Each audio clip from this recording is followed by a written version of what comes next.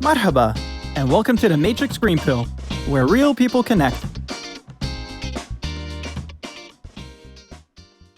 Hello and welcome back to the Matrix Green Pill podcast. I'm Hilmarie Hutchison, and today I am so honored and excited to have India's #1 motivational speaker and best-selling author of 16 inspirational books, Priya Kumar, as my guest on the show. Wow. Priya, welcome and thank you so much for joining me today. Thank you so much, Hilmarie. It's my pleasure to be on your show. Could you tell our audience a little bit about yourself, your background, where you grew up?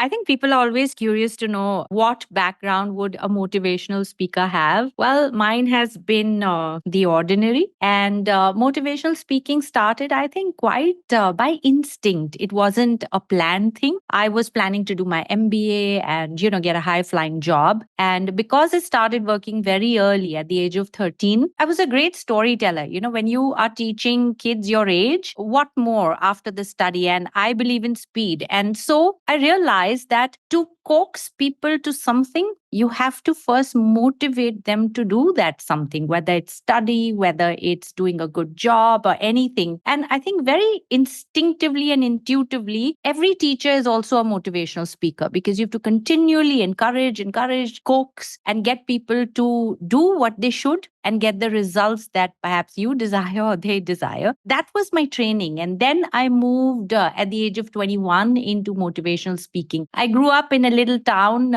It's a very nice town actually in India called Chandigarh. I had a very, very normal childhood. Actually, I can't say that because I started working very early. Well, that's been my background. And that's how I became a motivational speaker. Let's scroll back a bit. At the age of 13, you started to work. What were you doing? See, I came from a very lower middle class background, and we moved from Chandigarh to Bombay. And I moved midterm in school, and I got a hand-me-down old uniform, an old school uniform, which wasn't to my liking, fitting well. I just wanted a new uniform. And with my father, there were delays and delays. I think he just felt, you have it. Who cares whether you like the fit or not? And you see, you challenge a woman on clothes, she will take action. So I decided to work. And the easiest thing for me to do, because I was a top ranker, was to teach. It came very naturally to me. So I caught hold of one girl in my class and said, I'll teach you. She was going out to learn any which ways. And that's how I started earning. But the mistake I made was I did such a fantastic job with her that I got stuck. I got stuck teaching her for the rest of the term, and a lot other students joined in, and so started the journey of a speaker. I taught for 9 years, over 1,900 students. That's how it happened. Absolutely amazing. First of all, facing a challenge at 13 and saying, well, I'm not accepting this situation. What am I going to do to find a solution? Mommy and daddy wasn't the solution. So you found a solution. I absolutely love that go-getter attitude. And then at the age of 13, realizing that you can mentor someone else. And as you say, in those years at school, you mentored 1,900. I mean, that is absolutely incredible. Thank you. And I always say, I'm the greatest beneficiary of my work. Like you said, I started mentoring from a very young age, and somebody's paying you to set the right example. I've been the greatest beneficiary. So you then at age 21, you embarked on this path of motivational speaking and writings. What were some of the pivotal moments that shaped your career? I would say that I was actually helping one of my neighbors called Dr. Patel. So I was about 20 then, and he was 73, and he was my best friend. I was helping him write. So he used to write for a newspaper in India called Ascent. And because I had a typewriter, I was a teacher, he would give me his articles to type and say, Priya, could you type this for me? I would not only type it for him, I would perhaps correct it for him, add some more stuff, then give it back to him. And then one day he said, I can't think of this topic. Do you think you could write something for me from scratch? And just to help him, I did so. And there started my journey as a writer. And I got featured in newspapers. He started to send out my writing without telling me. I realized one thing, that if you help someone get where they want to go, you'll get there too. It's like the guy rowing the boat, taking people across the river, and he delivers them there. But guess what? He's across the river too. So in trying to help him write better, I became a writer. In trying to help my students score well by encouraging them, coaxing them, I became a motivational speaker. That's something, like I said, it happened on the journey of helping people. And that's something that has stayed for me for life. If I want to do something today, all I have to do is catch somebody to help in that field. And in me taking that person to the destination, I get there to stay. So that was pivotal for me. By helping others, you are helping yourself. You are growing, you are learning from the experience as well. I love that view of things. It's fantastic. One of the books you are known for is your biography of the late Sri O.P. Munjal. That's correct. What drew you to his story, and how did you approach telling the tale of such a distinguished personality? He's no more now, and I deem myself honored to have witnessed his life, to have spoken to him, and to have, tracked his whole journey. My first meeting with the gentleman, and he was a billionaire. He came to receive me at the train station in Ludhiana. A train station is where I would say billionaires don't hang out. But because I came by train, there was no other means to get there at the time he wanted me to. He came to pick me up. That was fantastic. That while he's on the clouds, he hasn't lost his foothold on the ground. He's still humble, he's still simple, and he's human. For him, relationships matter. And that for me is real success. It's not that you've made it, been there, done that, and now you're sitting in this glass house and everybody has to come to you. He comes to people. That for me was, like that blue tick mark verified. And I said, I'm going to write about this man. The guy was, I would say, redefining simplicity. And that's how I kept the character and nature of the book. I learned so much in writing about him, the real, true meaning of success. While, yes, of course, money is good, impact is good, but who I become in the process, I think that's even greater. And that is the true, I would say, reward of success. Who do you become at the end of it? I benefited the most out of that biography. You learn so much from talking to somebody of advanced age who has already experienced or had so much success already. And then you can take that away. That's one thing I will say I enjoy about the podcast. I speak to so many successful people and I get so much from them. I'm so inspired by their stories, especially when somebody has passed away. You can think back to your memories, to your experience talking to that person. You're a very relatable person. And I think you showed that at the age of 20, being best friends with Dr. Patel, who was 73 at the time. I mean, incredible. So you can meet people at all different levels and relate to them and help get their story and to then tell their story, which is absolutely remarkable. Thank you. I think it's the easiest thing to do if we stop being so guarded. Like I tell you, Dr. Patel used to live in my building, but my first encounter with him was he was walking. I saw him walking and I could see him walking towards the lamppost. Oh my God, is he going to bang against the lamppost? And he did. He was so absent-minded and I laughed and he saw me laughing. And he came to talk to me and he said, I was memorizing this song, which I wanted to go back and record. And therefore, I was a little disillusioned. And that's how we became friends because I gave him my Walkman. So this is like donkeys years ago. I gave him my Walkman to record his songs when he went for a walk. That's how we became friends. And I feel sometimes we're so guarded. We don't go up and talk to people. We don't stand up and help. And if we just did that, the most remarkable human beings are arm's length away from us. We think only we're special. Isn't the neighbor even more special? So just being yourself and reaching out, I think, opens the doors to the most brilliant experiences you can imagine. That's a key tip, I think, is being willing to stretch our arms out to others, helping them, even in a small way. You'd never know what's going to come from that. Yeah, exactly. You've been referred to as the Paulo Coelho of India by the French media. How do you feel about such comparisons, and what do you believe are the unique elements you bring to the world of inspirational literature? It's one of the greatest compliments I could have ever gotten that I was called the Paulo Coelho from India. So that was like really cool. I am a great fan of Paulo Coelho. And I think it's always an honor to be compared to someone bigger than you and somebody you admire. It's a great compliment. I don't know how Paulo Coelho would feel about it. If someone told me that we found someone like you in India, I don't know how he would feel about it. I feel that in a way, we both are on the same path, writing stories that inspire. Because, sometimes words fail when they come in the form of preachery, when they come in the form of commands and orders, and you should do this and you should do that. But tell a story and it hits home. And Paulo Coelho does that so beautifully. And I'm just so happy that I have that ability to spin a story and touch somebody's heart and make them think. That's it. I don't want to tell them what to think. I just want to make them think and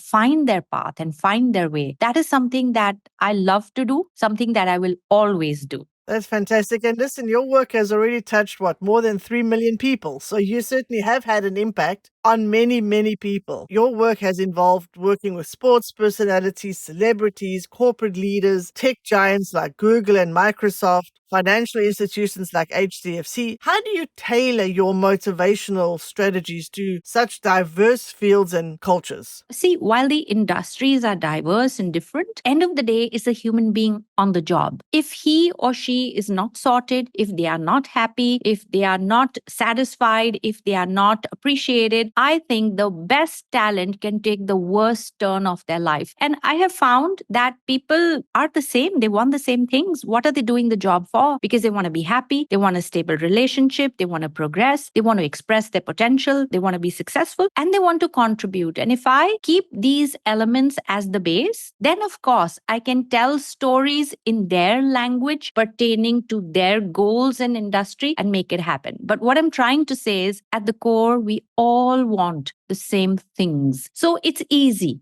What changes is the context. What changes is the story. But the message, I think broadly is the same. I love that. So no matter the role or the person, at the end of the day, we're all human and we want the same things. And that's what you speak to. Yes. You've reached a global audience across 50 countries. Have you noticed any universal challenges that individuals face, regardless of their culture or their geographical differences? Surprisingly, because I have been to so many countries, there was an initial inhibition. Will I be able to relate to people? Will they understand what I'm saying? But I think the language of compassion, the language of love, peace, happiness, success is the same. I have never found me personally as a speaker, because it's scary for a speaker, not the audience, is that we all want the same things. The people sitting in India, whether they're in America, they're undergoing the same inhibitions, same fears, same doubts, same, I would say, self-denial or lack of confidence is the same thing. And you just straighten up the person and the world straightens out. There's this story about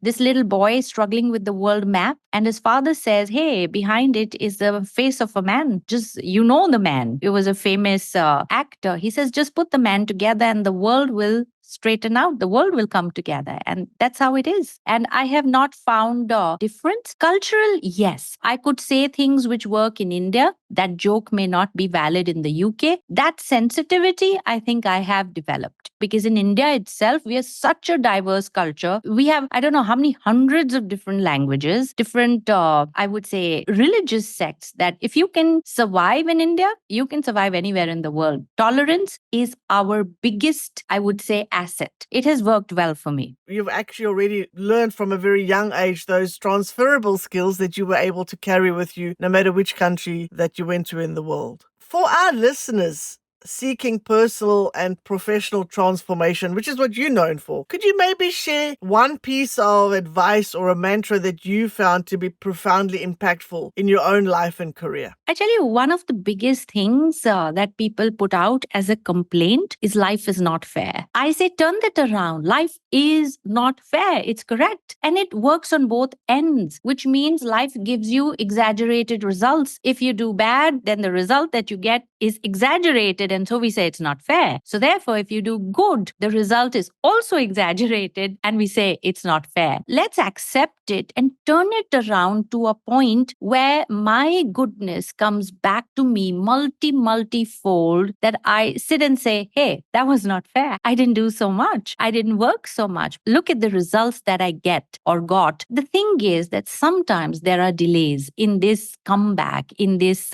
settlement. And a delay is not denial. So while the results, or while I would say the pot is brewing, wait while you work. And that guarantees the exaggerated results at the end of time. For instance, I would have liked better results with my first book, with my second book. And I kept saying, hey, it's not fair, it's not fair, it's not fair. But I kept working, I kept writing. I didn't wait for my first two books to become a mega runaway success. I kept writing. And eventually, when it did, a lot of people say, you were lucky. I wasn't lucky. I banked on the universal law that it's not fair and it will bring it all to me if I continue the good work. So that would be my advice. I absolutely love that advice. And I love your approach and your view of taking the negative and turning it into a positive. So take that and wow, it's excellent. Thank you. Now we've come to the segment of our show where I'll ask you some rapid fire questions, our version of a game show. Are you ready? Yes, of course. Who is your favorite author?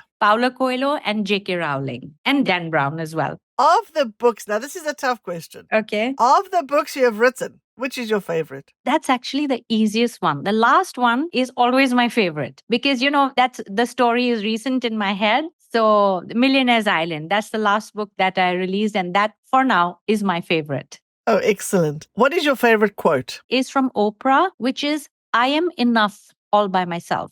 I love that. It sails me through a lot of tough times. I love that too. Very good. What is your go-to comfort food? I'm not a foodie. I'm not a food person at all. What is one thing you do every day, no matter how busy you get? I play with my dogs. I will not compromise. So I take them for a walk. I play with them. I sit and talk with them no matter what. So, there are times when I'm getting late and I'll take them along instead of leaving. I don't leave things that matter just because I'm on a delay. I'm very clear about what's important for me and I will give it the importance. Thank you for playing along. That was the end of the game show. Now, before we wrap up, we would like to ask you about your green pill moment. Could you share an inspiring or life-changing experience that you have gone through, your green pill moment? When I first became a motivational speaker, I had a very big client who hired me, which I'm very grateful for. But I think my talk was so horrendous, when they talk about stage fright and public speaking, that one by one, the audience started to walk out and never came back. About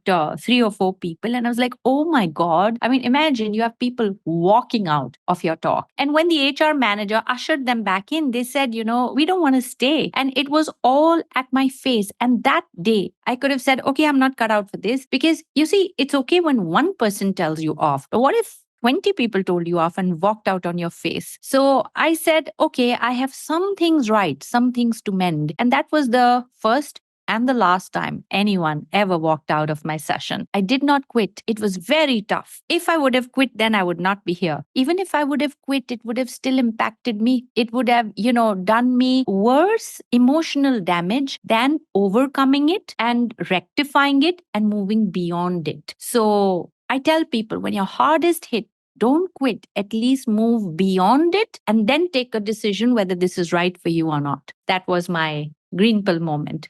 To continue. Wow, what an experience. And thank you so much for sharing such a personal experience with us. And I love the lesson out of that. Even when you're down, even when you're pushed out, to not give up. Because if you push through these difficult times, the results will come. And as you say, even if you don't, the negative impact on your psyche will be with you forever. So the best thing is to get back on that horse and break through that. Absolutely. So what did you do different for your next talk that made the difference? Actually, I studied more. There's something that I realized that I spent a lot of my life putting time, attention, and money in self-help courses and books and so on. While that is wonderful, it has an expiry date. Beyond that, you need to get onto skills. You need to get onto business. You need to get onto finances. There are other aspects to make a business run, not just you. There's something beyond you. And that's what I did. I put my head down to study for the next, 5 weeks. I didn't take up any assignment. I just put my head down and made a comeback. And that's something that has helped me till date. What a fantastic experience for you to have shared with us. Thank you so much. Was there anything that you would like to cover or like to share with our audience that we've not yet discussed? Well, there is so much. I'm a woman. I get paid to talk. I have a lot to talk. I write stories. I hear stories. My content basket is always full, but it's nice what you're doing, helping people and people listening in. I think conversations like this sometimes spark some interest. So that's nice. Okay, fine. Excellent. Again, thank you so much for sharing your story. It's absolutely inspiring. I'm so sure our audience is going to enjoy this conversation as much as I have. Before we say goodbye, could you please tell our listeners where they can find and follow you? And we'll also put this in the show notes. LinkedIn, Instagram, Facebook, YouTube. I am there and I do respond. And of course, there's my website. So anywhere anybody wishes to connect, I would be happy to help. Excellent. Thank you so much. And again, thank you so much for joining me today. I wish you all the very best, and I will definitely be following your journey as well. Oh, thank you for having me on your show. If you enjoy our conversations, please like and subscribe. See you next Wednesday.